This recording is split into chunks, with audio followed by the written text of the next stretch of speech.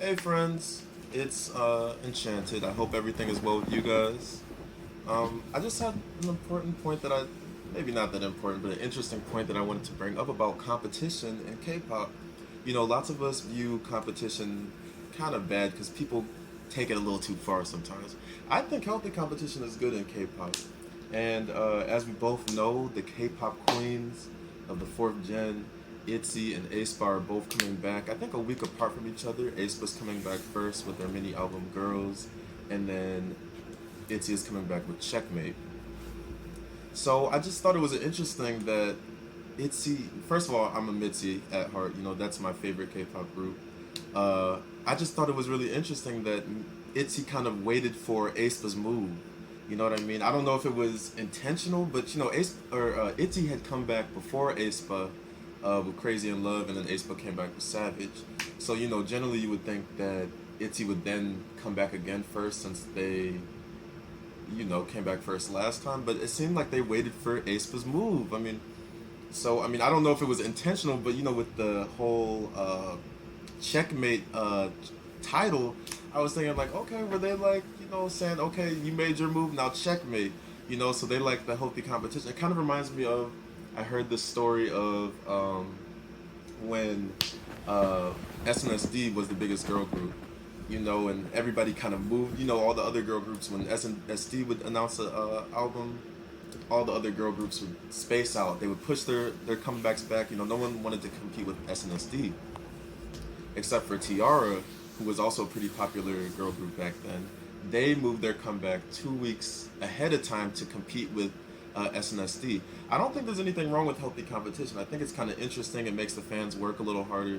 But you gotta keep the fans in check, okay? Because some of you guys go way overboard, and start dissing the idols and stuff. But I thought that was pretty interesting. I think it's also an interesting concept of who is leading the fourth gen. I think what criteria. I feel like when the female K-pop groups are held to a different standard. I think when you listen to uh, who's leading the fourth gen in terms of the male K-pop groups. There's less discourse. I mean, people kind of say there's no real leader. You got Stray Kids, you got TXT, the boys, you got ATs. They're all kind of right there, and I think it's pretty much the same way with the fourth gen girl groups. But for some reason, you have to have a leader for the girl groups. I don't know. It's not like one group is just dominating in all aspects. But most notably, we have Itzy and Aespa leading uh, fourth gen girl groups. We also got Ive. Ive is doing amazing. I think one more comeback, if they have one more successful comeback, I think they're gonna be up there. Their album sales are already looking great. I mean, it's really impressive, and congrats to Aespa, by the way, with 1 million pre-orders. That is ridiculous. I'm hoping that Itzy can get 1 million as well. Um, but we'll see. We'll see. Aespa has that huge Chinese fan base, so they already huge Chinese loyal and dedicated fan base. As same with Blackpink, so we know groups that have huge Chinese fan bases have huge sales in the end. So I'm hoping Itzy can get 1 million to increase this competition. I mean, it's really interesting to see how the fans try to one up each other and stuff. You know what I mean? So we'll see. I guess. What do you guys think is the qualifications that make a top group?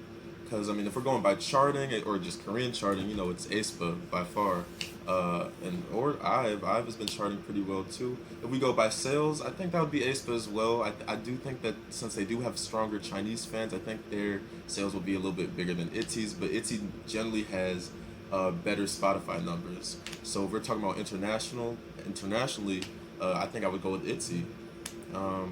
So we'll just see. I just wonder what the qualifications. Is it album sales? Is it charting? Is it Spotify charts? Is it touring? You know what I mean? Let me know your guys' thoughts. What do you guys think about competition? Do you think it's healthy, or do you think competition brings out the worst in people? I don't know. I think I like it. That's one of the things I liked about K-pop, is like kind of the competitiveness. But after I joined K-pop Twitter, I see how it could be some people's downfall, okay, because y'all take it too far, y'all get a little mean, okay. But What do you guys think? What do you guys think? Let me know in the comments. Like and subscribe, and you guys have a wonderful day.